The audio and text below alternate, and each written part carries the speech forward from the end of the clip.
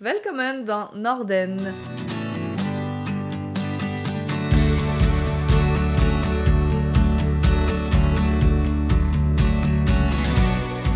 Aujourd'hui, on continue la série sur comment s'installer en Suède et comment vivre en Suède. Et en même temps, je bois mon petit chai latte. Alors, je sais même pas si ça existe. Ça doit bien exister en France, hein, je pense. Et franchement, si vous avez encore jamais goûté, vous devriez tester. C'est super bon. Alors, concernant les logements, j'en ai déjà un petit peu parlé donc la semaine dernière, dans l'épisode où je parlais du travail et comment vivre en Suède, et quand je parlais un peu des salaires. Et il faut savoir que j'ai l'impression, de manière générale, ça coûte un peu plus cher qu'en France.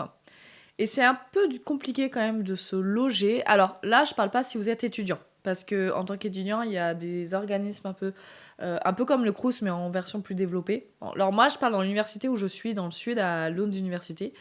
Je pense que ça doit être pareil dans toutes les universités, mais en tant qu'étudiant, c'est facile de se loger parce qu'il y a quand même beaucoup d'aides et des logements spécifiques étudiants. Même en tant que travailleur, par exemple, moi, en tant que postdoc, en arrivant à l'université, bah, j'avais le droit à 1 an de logement par l'université. Donc, au final, c'est pas ce qu'on a pris. Donc, je vais pouvoir parler aussi de l'allocation. Mais j'avais le droit à ça. Et après, ça me laissait quand même 1 an pour trouver ensuite un logement tranquillement. Et c'est vrai qu'on n'a pas ça en France si on travaille à l'université, si en tout cas si on arrive dans une autre université, bah c'est à nous de nous démerder parce qu'on n'est plus étudiant. Moi j'étais plus étudiante mais j'étais employée de l'université et donc j'avais le droit à 1 an. Les étudiants, eux, ils ont le droit à un logement étudiant le temps de leur Erasmus, le temps de leur master. Enfin voilà, en tout cas il y a les logements étudiants qui sont très très bien.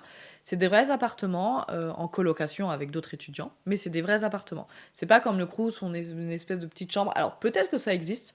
Moi, j'en ai encore pas vu. À Lund, je suis pas sûre que ça existe. Moi, j'ai déjà visité et c'est des vrais appartes. Et ça coûte pas très cher. Je pense que c'était 4000 couronnes. Une personne qui était en coloc, alors ça coûte toujours plus cher qu'un logement au Crous, je pense. Mais c'est 4000 couronnes par mois, donc 350 euros par mois. Donc, et avec machine à laver et tout ça. Donc voilà, ça c'est pour les étudiants. Maintenant, en tout cas, si vous n'êtes pas étudiant et que vous voulez venir vivre, c'est un peu plus compliqué, ça coûte un peu cher et le système de recherche est un peu différent. Alors déjà, on va commencer par la loc et ensuite je vous parlerai de comment acheter en Suède parce que nous, on a acheté en Suède et ça s'est très bien passé. C'était assez rapide et je pense que ça peut être intéressant de le savoir parce que nous, il y a plein de choses qu'on savait pas. Et en tout cas, pour la location, je pense que ça doit varier des villes à l'autre au niveau de la difficulté de trouver un logement. Je pense que là, dans le sud ou dans les villes un peu plus vivantes, c'est peut-être plus facile de trouver un appart versus dans des villes un peu moins peuplées où c'est peut-être plus des maisons, parce qu'ici il y a beaucoup beaucoup de maisons. Donc si jamais vous voulez un appart et que vous trouvez pas, des fois peut-être chercher une maison et ça sera peut-être plus facile aussi. Ou des fois juste excentrez-vous et ça sera aussi plus facile. C'est ce qu'on a fait. Il faut savoir que c'est compliqué si vous arrivez avec un animal. C'est pas forcément facile de trouver un logement qui accepte les animaux. Contrairement en France où je crois qu'on n'est même pas obligé de dire qu'on a un animal ou pas. Ici, il y a beaucoup de logements qui disent qu'ils veulent pas d'animaux, surtout si c'est des meublés. Parce qu'il y a aussi beaucoup de logements où c'est des meublés et voilà, en tout cas, ils veulent pas parce que bah, je sais même pas pourquoi en fait, peut-être que vous le savez, dites-le en commentaire. Et nous, c'est ce qui nous avait bloqué à trouver un logement. Au final, on a trouvé une maison excentrée en location qui était top qui acceptait tout à fait les animaux, qui était meublée en plus. Mais ça m'a bloqué plusieurs logements. Donc ça a quand même à prendre en compte, je pense. Ensuite, au niveau des prix, bah pareil, là, ça dépend de la ville. Stockholm est beaucoup plus cher. Nous, ici, on est sur 6 9 000 couronnes pour un T2, je dirais. À Stockholm, je pense que c'est plus du 11 000 couronnes, donc 1000 euros. Ça reste moins cher qu'en France et que Paris, par exemple. Bon, en tout cas, pour le sud, c'est à peu près la fourchette de prix. Si nous, on avait trouvé une maison, 3 chambres, avec jardin, enfin une maison classique, en location, et qui était un peu excentrée, donc il fallait prendre le train pendant 15 minutes pour arriver au travail. Mais c'était 15 000 couronnes par mois. Donc la moitié d'un salaire, on était deux, donc franchement c'était largement faisable et c'était largement vivable. Euh, donc ça, c'est à peu près les prix pour une location, pour une maison. Ouais, c'est entre 15 et 17 18 000 couronnes. Donc ça, c'est un peu la fourchette de prix. Après, pareil, voilà, ça dépend si vous cherchez un studio versus avec plusieurs chambres. Bah là, oui, la fourchette de prix ne sera pas la même. Ensuite, il faut savoir qu'ici, la plupart des logements, en tout cas, nous, quand on visite un appart en France qui est pas meublé, il y a rien. Il y a peut-être même à peine la cuisinière ou la petite kitchenette pour un studio étudiant. Ici, pour les non meublés, il y a le four, le micro-ondes, le frigo, la machine à laver, ou en tout cas, on doit avoir accès à une machine à laver. Si elle n'est pas dans le logement, dans le bâtiment, il y a une machine à laver commune. En tout cas, une petite laverie commune qui appartient au bâtiment. Mais en tout cas, le logement doit fournir un accès à une machine à laver et parfois un sèche-linge. Enfin, en tout cas, moi, tous mes amis qui sont en appartement, ils ont tous un... C'est un T1, je crois, quand il y a le salon avec la cuisine et puis une chambre séparée. Et ils ont tous une machine à laver dans le logement. Et ça, c'est dans les logements non meublés. Et franchement, ça change la vie, surtout quand vous déménagez. C'est ce qui est lourd, c'est ce qui est chiant à transporter, c'est ce qui coûte cher. Donc ça change la vie. Puis au final, vu que personne ne transporte ces machines à laver, vu qu'elles restent dans le logement, en fait, il y a toujours une machine à laver. Parce que vous dire, bah oui, mais quand on déménage, on aimerait bien emmener notre bien. Mais en fait, vous allez atterrir dans un logement où il y a encore déjà une machine à laver. Donc, ou alors, si vous voulez votre machine à laver, bah, vous devez en fournir une autre. Donc voilà, ça, franchement, c'est top. Et pareil, quand on achète, nous, on a acheté le logement. Et en fait, quand on achète un logement, la machine à laver, le sèche-linge, la vaisselle restent dans le logement. Et nous, on avait tout ça. On avait le four, la machine à laver, le lave-vaisselle, le sèche-linge, les plaques de cuisson. Enfin, tout ça, ça reste dans le logement. Et franchement, mais c'est un budget en moins à penser qui est top. Et puis, bah, pareil, si vous êtes étudiant, ou en tout cas, ou vous avez un étudiant, vous êtes plus vieux et que vous avez un étudiant qui va s'installer, mais franchement, vous n'avez pas besoin d'acheter une machine à laver, de penser à ça. Enfin, franchement, ça change la vie. Et ça, c'est top. Et ça, c'est la grosse différence que j'ai vue par rapport avec la France, où la France, bah, un non meublé, c'est un non meublé. Il n'y a rien, quoi. Dans la plupart des cas. Donc vraiment, ça c'est le gros plus, mais au niveau de la recherche de logement, c'est un peu plus compliqué. Alors pour trouver un logement, vous avez le site Casa par exemple. Nous, c'est où on a trouvé notre location pour la maison. C'est souvent des secondes locations. Alors nous, en France, c'est interdit ça de sous-louer notre logement. Ici, ça se fait beaucoup. Donc surtout pour des courtes durées, vous venez là 6 mois, 1 an, bah, souvent les gens, eux, bah, partent, quand un étudiant part à l'étranger pendant 6 mois, il va sous-louer son logement et puis ça, c'est facile à trouver. Nous, c'était une personne qui partait en mission à l'étranger et ben elle sous-louait sa maison, enfin louait sa maison parce que du coup, il était propriétaire. Il louait sa maison pendant 1 an et du coup, on a trouvé comme ça la location sur Casa, Qasa. Et là, il y a beaucoup, je crois que c'est même national, il y a beaucoup de logements, toutes les fourchettes de prix, vous pouvez mettre tous vos critères. C'est un peu, le design du site est un peu comme Airbnb, mais du coup, c'est pour louer des maisons. Après, en site, alors il y a Facebook, je pense qu'il y a beaucoup de groupes Facebook pour trouver des logements, un peu comme dans la plupart des pays. J'ai jamais trop regardé, donc je saurais pas vous dire si y a beaucoup de choix ou pas. Ensuite, il y a Blocket. Blocket, c'est le bon coin suédois, donc Blocket. Et c'est un peu le bon coin suédois, donc il n'y a pas que pour les logements, il y a pour tout. Nous, on a acheté beaucoup de meubles sur Blocket, beaucoup de choses pour le bébé sur Blocket. Et donc, je sais qu'il y a apparemment aussi des locations. Donc, vous pouvez aussi regarder en amont des locations. Je crois que le site Blocket, ou en tout cas l'application, est bloquée en France. De mémoire, à Noël, j'avais pas pu accéder à l'application. Donc, je pense que le site, ça doit être pareil. Malheureusement, je pense que vous devez vous localiser en Suède pour pouvoir accéder au site. Et d'ailleurs, concernant les agences, le système est tellement différent pour la location. Il faut savoir qu'il y a aussi le système de liste d'attente. Alors, il faut savoir qu'en Suède, il y a la liste d'attente pour tout.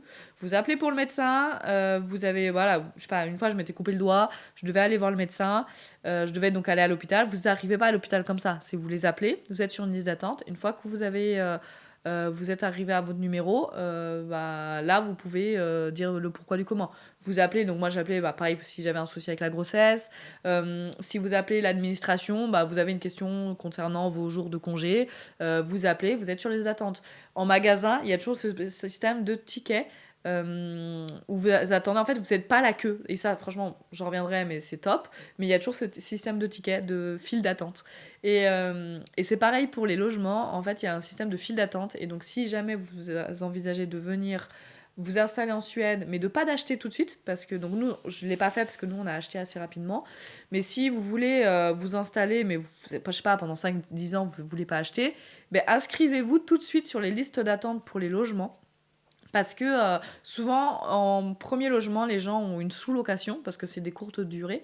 Et après, ils ont accès à ce genre de logement-là qu'ils ont eu sur la file d'attente. pour un meilleur logement avec vraiment les critères dont ils souhaitaient.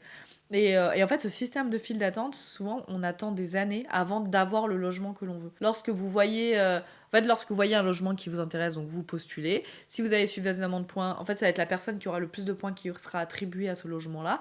Donc, vous avez juste à postuler. Si vous avez assez de points, vous avez le logement. Sinon, vous attendez un prochain logement jusqu'à postuler jusqu'à ce que vous soyez attribué à un autre logement. Le fait plus vous êtes inscrit, ça vous rapporte des points. Le fait de payer vous rapporte des points. Et donc, plus vous cumulez de points, donc c'est-à-dire plus vous êtes inscrit depuis longtemps, vous cumulez de plus en plus de points. Et ensuite, vous êtes attribué à un logement en fonction de vos critères. Et ça, c'est pareil partout. Les agences dépendent de la région. Enfin, ça change en fonction de la région, mais le système est partout, c'est national.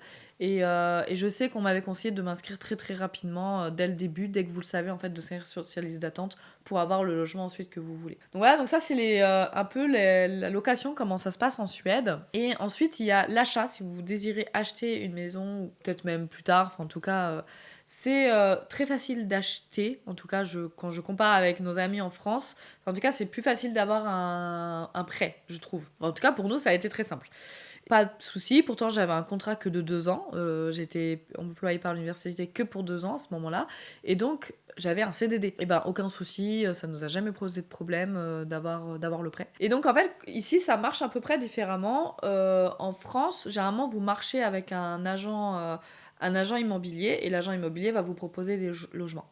Ici, l'agent immobilier est rattaché au logement, c'est-à-dire que il y a un site internet qui s'appelle Hemmet et il y a tous les logements qui sont en vente ou qui vont être en vente prochainement et qui sont répertoriés donc en fonction de la zone où vous cherchez, les critères dont vous cherchez, vous pouvez tout voir. C'est un peu pareil, ça fait une carte un peu style Airbnb, vous mettez vos critères et après vous voyez tout ce qu'il y a autour de vous, les logements qui sont actuellement en vente, qui sont actuellement en enchère, parce qu'ici ça marche en enchère. Mais voilà, ça à prendre en compte parce que je crois qu'il y a des logements qui sont mis par exemple à 1 million de couronnes, ce qui fait 100 000 euros.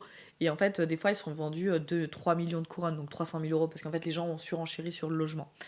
Et donc, en fait, ici, vous allez sur ce site-là, vous voyez les logements, un logement qui vous intéresserait, et en fait, vous contactez l'agent immobilier en disant, bah voilà, je suis intéressée par ce logement, je voudrais le visiter. Peut-être qu'il y a soit des visites, ça s'appelle des open hours, des jours de visite où en fait tout le monde vient, juste l'agent immobilier ouvre la porte au logement et tout le monde vient à n'importe quand dans le créneau indiqué, vous venez visiter et puis vous venez voir le logement, ou alors vous faites une visite un peu plus particulière avec l'agent immobilier parce que vous l'avez contacté et il vous dit bah voilà, on rendez-vous samedi à 9h et on visite le logement. Ensuite, nous ce qu'on avait fait, c'est qu'on avait contacté en fait un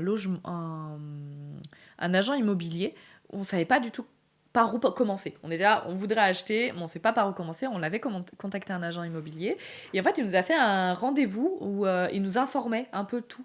Il nous a tout expliqué, il était adorable. Et il nous a informé comment ça se passait ici par rapport à la France, les lois, le prêt, enfin voilà, franchement tout, il nous a tout expliqué. Et en fait, par chance, le soir, il nous a envoyé lui un logement en disant bah voilà, j'ai cette maison-là, est-ce que ça vous intéresse? Ça répond à vos critères. On l'a visité, on en a visité d'autres, et au final, c'est cette maison qu'on a achetée. Donc ça s'est un peu passé comme ça. Mais voilà, sinon, en fait, vous trouvez les logements, et puis après, vous visitez, mais vous pouvez du coup tout à fait contacter un agent immobilier en disant, bah voilà, j'ai des questions, je voudrais faire ça, et puis bah peut-être qu'ils vont vous aider, parce que franchement, les Suédois, si vous y allez, si vous demandez, faut pas hésiter à demander, mais eux, ils vont être hyper ouverts à vous renseigner, à vous aider. Donc nous, ça s'est passé comme ça. Une fois qu'on avait trouvé la maison qui nous convenait, on a fait l'offre. L'offre a été acceptée. Et ensuite, donc ça c'était, allez, je vais vous faire... Au niveau du timing, je pense qu'en mars, on s'est dit qu'on allait acheter. On a contacté l'agent immobilier. En avril-mai, ouais, le temps, un mois, le temps de visiter cette maison-là. Et après, on en a visité d'autres. Et en fait, après, on est revenu en se disant non, bah, on aime vraiment bien cette maison. Un mois plus tard, donc avril-mai, on a fait l'offre. Et en fait, il nous disait, si vous voulez, 1er juin, vous pouvez avoir les clés. C'est trop rapide. 1er juillet, c'est bien. Donc, 2 mois plus tard, on avait les clés. Et donc voilà, en termes de timing, c'était très rapide. Les proprios voulaient vendre aussi rapidement, mais ici, ils sont aussi efficaces. Hein. Ils vont pas perdre de temps à dire, oui, il faut attendre tant de temps, faut machin. Non, c'était en 2 mois, c'était fait. Ensuite, une fois que il faut donner la compte, c'est minimum 15% du prix du logement.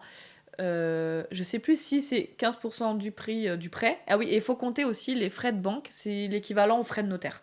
Donc en fait, ici, il n'y a pas besoin d'aller à la banque ensuite au notaire, signer au notaire. Non, vous signez avec l'agent immobilier.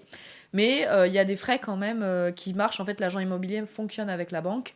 Et il y a des frais, de frais de dossier et tout ça. Et je pense qu'en montant, c'était à peu près l'équivalent que des frais de notaire en France. Je pense que ça devait faire un peu moins de 10 000 euros. Mais ensuite, une fois que voilà, vous avez votre logement, donc il faut apporter l'argent. Nous, on a apporté une partie des euros. Donc on a transféré des euros en couronne. Ça, c'est aussi très bien fait, de banque à banque. On n'a pas eu besoin de toucher quoi que ce soit. On a contacté notre banque en France, on a contacté notre banque en Suède. Ils nous ont donné les infos. Ils ont transféré l'argent. Et donc ça, c'est aussi fait de manière très fluide. Aucun souci. Pareil, la banque, on est allé pour le prêt, on lui a dit on ne sait pas comment ça se passe, on veut toutes les infos avant. Et en fait, pareil, elle a pris tout un rendez-vous à tout nous expliquer comment ça se passait les prêts en Suède, parce que les prêts sont un peu différents. Nous, il y a une partie ici où c'est forcément un taux variable, alors qu'en France, c'est un taux fixe. Nous, on a une partie où c'est un taux variable. Ça diminue en ce moment, mais donc le taux diminue chaque mois, mais peut-être que dans 2 ans, les taux vont réaugmenter s'il y a une crise financière. Donc c'est à prendre en compte aussi, à savoir. Ça, c'est un peu comme ça. Donc nous, on a moite-moite. On a 2 prêts. On a un prêt à taux fixe et un prêt à taux variable. Donc ça marche comme ça. Elle nous a tout expliqué. Elle est pareil. On a eu pas mal d'informations. Et elle a bien pris le temps. J'avais plein de questions. Donc pas stressant du tout. On n'est pas là. Hein, on sait pas quoi faire. On comprend rien. Franchement, ils prennent vraiment le temps de nous expliquer. Et donc après, une fois que voilà, on a décidé du prêt, tout allait bien. Donc ça, c'était avant de trouver la maison, parce qu'il fallait savoir si on pouvait avoir un prêt et combien on pouvait avoir. Une fois qu'on trouve la maison, on transfère l'argent et on a eu rendez-vous avec la banque. Voilà, un peu comme en France, on signe le prêt. On signe on valide la maison. On donne la compte, du coup, on transfère à la banque, qui la banque transfère au proprio. La compte au début, une fois qu'on fait le préavis de vente, je sais plus comment ça s'appelle. Quand vous dites oui, je veux cette maison, mais que vous avez les clés 2 mois plus tard. Et donc le jour des clés, justement, là on valide le prêt et c'est là où on commence à payer le prêt. Et voilà, donc ça s'est fait en 2 mois, très facile. Après, le jour des clés, on a eu rendez-vous avec l'agent immobilier et les proprios. Ils nous ont remis les clés, on a discuté. Donc en fait, on était autour d'une table, on a pris le temps de discuter avec les proprios. Eux, ils nous expliquaient un peu la maison, s'il y avait des choses à savoir sur la maison que l'agent immobilier nous avait pas forcément dit. Si nous, on avait des questions, parce que du coup, on avait demandé à revisiter la maison. Donc on l'a visité 2 fois. Et donc pareil, peut-être qu'on a des questions qu'on n'a pas. Et donc voilà, on avait le droit de discuter avec les proprios. Alors je crois qu'en France, on rencontre pas forcément les proprios. Ici, je sais pas si c'est quelque chose qui se fait de manière générale, mais là en tout cas, ça s'est fait. On était vraiment en rendez-vous avec les proprios. Ils étaient tout contents de nous vendre la maison. Et puis ça nous a permis de demander un peu tout ce qu'on avait à demander, d'avoir leur numéro, parce que ils ont voulu nous donner leur numéro. Comme ça, si jamais il y avait un souci avec la maison, si on avait des questions, si le moindre chose... Parce qu'en fait, eux, ils étaient aussi très gentils, ils étaient très contents de nous... parce qu'on était étrangers. Voilà, peut-être la différence avec la culture. Ici, ils étaient très contents. À ce moment-là, j'étais enceinte. Et en fait, ils disaient, un jeune couple français, donc et pas suédois, qui vient s'installer, qui vont avoir un bébé. Et en fait, ils étaient très contents de nous aider, de pouvoir se dire, on n'a pas de famille ici, on n'a pas forcément d'aide, et de nous aider dans la vie, quoi. Et c'était vraiment parce que c'était des retraités. Et c'était un très bon échange, c'était vraiment très agréable et tout, et c'était très intéressant. Et aussi, créer cette petite relation, de savoir qui c'est qui a vécu dans cette maison avant, eux, de savoir qui c'est qui va reprendre la suite, parce qu'ils aimaient leur maison, donc savoir qui c'est qui allait prendre la suite, ils étaient contents de savoir que ça allait être une maison, qu'elle allait reprendre de la vie, qu'elle allait avoir un bébé, donc ouais, c'était... Voilà, ça s'est passé comme ça, donc en fait, il y avait aussi ce côté humain, autre que juste acheter une maison et une transaction. Le jour où on avait les clés, nous, on perdait quand même beaucoup d'argent à ce moment-là, on donnait de l'argent, mais autre que juste d'avoir cette histoire de transaction, il y avait aussi ce côté humain où on échangeait avec les proprios et tout, et c'était très intéressant. Et c'était sympa. Donc ça, je sais pas si c'est commun, si c'est courant quand on achète une maison ici, ou après on rencontre les proprios et tout, mais ouais, j'ai trouvé ça assez intéressant. Et après, faire tout l'administratif, mais pareil, très simple. L'administratif, comme j'ai dit, on a le person number, le bank ID, on se connecte sur le site de l'agence suédoise en disant mon adresse a changé, Maintenant j'habite ici, tout se fait. Donc pas besoin d'aller se connecter à un machin. Non, il y a notre person number. En fait, on indique que notre person number, nous, on déménage. Et en fait, ça dispatche les informations automatiquement. Et ça s'est fait automatiquement, quoi. On n'a pas eu besoin de se connecter partout, à droite, à gauche, quoi. Bah, il y a juste besoin de faire le contrat d'électricité. Mais en fait, ça se fait presque automatiquement parce que vu qu'on est déclaré sur l'agence suédoise qu'on déménage, bah en fait, ils savent qu'on déménage. Donc, on sait qu'on a changé de logement. Je pense que c'est tout au niveau de l'achat d'une maison. J'espère que je n'ai rien oublié. Si j'ai failli oublier, si jamais vous décidez d'acheter un appartement. Alors là, moi, je racontais, nous, c'est une maison individuelle. C'est une personnelle, on va dire. Mais il y a aussi le système d'association qui existe ici et c'est pas pareil. C'est un truc qui n'existe pas forcément en France. Ça ressemble un peu aux copropriétés, mais pas tout à fait pareil. C'est en fait, vous achetez un logement, mais c'est pas vraiment votre logement.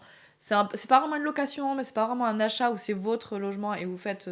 C'est-à-dire que vous pouvez faire ce que vous voulez dans le logement, peindre, faire des trous et tout, ça, il n'y a pas de souci, vous êtes libre. Mais ce logement appartient à la copropriété. Et du coup, s'il y a certains travaux à faire, je sais pas, réparer tout un mur, réparer le toit, ça, c'est la copropriété qui doit s'en charger. Donc, je pense que c'est un peu le même principe qu'une copropriété en France. Mais du coup, il faut y penser parce qu'il y a aussi des frais de copropriété. Et nous, on avait visité une maison, par exemple, c'était à peu près le même montant que la maison qu'on a actuellement. Et en plus, on devait payer 10 000 couronnes par mois, donc 1 000 euros par mois, en plus, à la copropriété. Ce qui est énorme. Et donc ça, c'est à prendre en compte. Parce qu'au début, la maison, on dit, bah ouais, elle est très bien localisée, tout était très bien. Et quand on dit, ah oui, il faut payer, il y avait plus 11 000 couronnes, je crois que c'était. Et dit, ah ouais, c'est quand même un budget, même si c'est par mois. Elle nous a dit, oui, mais si vous avez un problème sur le toit, c'est tout pris en compte. Alors, on n'a pas des problèmes sur le toit tous les ans. Et s'il n'y en a pas, ça fait quand même beaucoup d'argent perdu. Donc c'est voilà, à savoir ce que vous voulez, ce que vous voulez pas. Et en fait, les logements en appartement, apparemment, quand on achète un appartement, ici, c'est beaucoup en copropriété. Je pense que les montants sont moins chers au niveau de la location par mois, enfin du paiement par mois. Mais ça à prendre en compte. Parce que du coup, j'ai beaucoup d'amis qui ne peuvent pas acheter, qui ont décidé au final de rester en location. Parce que pour eux, c'est mieux de rester en location que d'acheter et avoir les frais de copropriété. Ça s'appelle les frais d'association. C'est pas forcément avantageux. Donc, si jamais vous décidez d'acheter un appartement, à prendre ça en compte. Parce que pareil, au niveau de la vente, vous pouvez pas vendre comme vous voulez. Enfin, il y a plein de règles que je connais pas forcément très bien, mais qui sont un peu plus compliquées que l'achat d'une maison individuelle en privé. Donc voilà, c'est ce petit détail qu'on n'a pas forcément en France. C'est pas aussi... c'est pas pareil, quoi. Donc voilà, je saurais pas en dire plus non plus. J'ai pas été confrontée directement. Je connais à peu près rapidement les règles, mais j'ai jamais été confrontée à cette situation-là. Donc n'hésitez pas à donner plus d'infos ou à venir m'écrire si jamais vous avez plus d'infos et je pourrai éclairer prochainement. Mais ouais, c'est un petit détail à penser quand même. En tout cas, j'ai fait le tour sur les logements en Suède. Pareil, alors je suis pas rentrée de qu'est-ce qu'on trouve dans une maison en Suède, les particularités par rapport à en France, parce que ça existe. Peut-être qu'un jour je ferai un épisode là-dessus. Mais voilà, c'était vraiment de manière générale, si jamais vous décidez de venir vous installer en Suède, comment ça se passe. N'hésitez pas à venir me dire si j'ai oublié des informations, si vous avez eu une toute autre expérience, parce que là j'ai aussi parlé de mon expérience personnelle, mais c'est pas une généralité non plus. Donc n'hésitez pas à venir m'écrire par rapport à ça. En tout cas, je vous souhaite une bonne journée, une bonne semaine, et je vous dis à lundi prochain. Hey do!